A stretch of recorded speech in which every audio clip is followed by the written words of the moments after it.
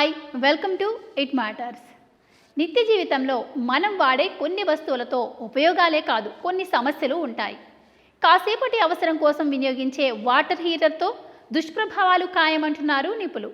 ఇంతకీ ఆ దుష్ప్రభావాలు ఏంటి? చలికాలంలో ఉష్ణోగ్రతలు రోజు రోజుకు పడిపోతూ ఉంటాయి.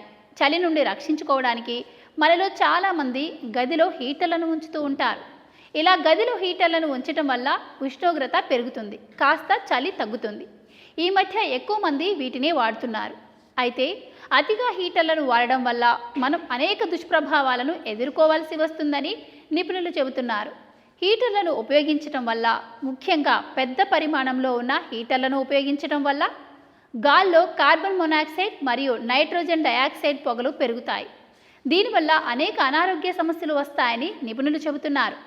వీటిని ఎక్కువగా వాడడం వల్ల జలుబు, తలనొప్పి, ఫ్లూ, కళ్ళు, ముక్కు మరియు గొంతులో చికాకుగా ఉండటం వంటి అనారోగ్య సమస్యలు తలెత్తుతాయి. హీటర్ల నుండి వచ్చే పొడిగాలి కారణంగా చర్మం పొడిబారడం, కళ్ళు పొడిబారడం, చర్మంపై దద్దుర్లు, ముక్కు నుండి రక్తం కారడం వంటి సమస్యల బారిన పడాల్సి వస్తుంది. అలాగే నిర్వహణ లేని హీటర్ల కారణంగా ఇంట్లో అగ్ని ప్రమాదాలు కలిగే అవకాశం ఉంది. అందుకే జాగ్రత్తగా ఉండటం మంచిది.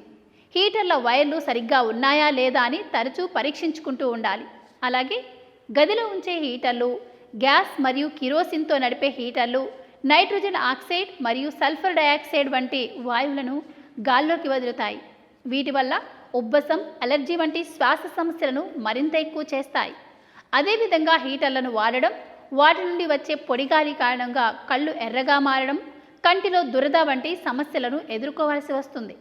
అలాగే హీటర్లను వాడడం వల్ల విద్యుత్ వినియోగము ఎక్కువ అవుతుంది, కరెంటు బిల్లులు ఎక్కువగా వస్తాయి. కనుక తక్కువ విద్యుత్ వినియోగం ఉండే హీటర్లను ఎంచుకోవడం మంచిది. వీటిని ఆఫ్ చేశాక కిటికీలు, తలుపులను తెరిచి ఉంచడం మంచిది. అలాగే వీటిని ఎప్పటికప్పుడు శుభ్రం చేస్తూ ఉండాలి. ఇవి పాటిస్తే కొన్ని దుష్ప్రభావాలను నివారించుకునే అవకాశం ఉంది.